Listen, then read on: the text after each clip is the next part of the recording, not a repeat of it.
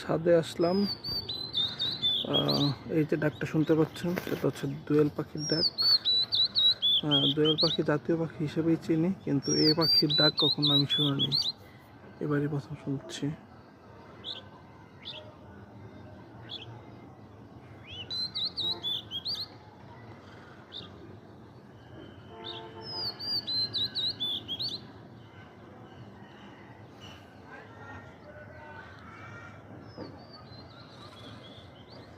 আমাকে দেখে একদিক থেকে আরেক দিকে দৌড়াচ্ছে। চারিদিকে আমের মুকুল, মাঝখানে নারিকেল গাছের পিছনে আম গাছের মুকুল, তারপরে আবার আম গাছের মুকুল, তারপরে এখন ওই যে দোয়েল পাখিটা এখন ওইখানে চলে গেছে। দোয়েল পাখির ডাক এই প্রথম শুনলাম এবং বেশ সুমধুর মনে হচ্ছে আমার কাছে, অন্যরকম।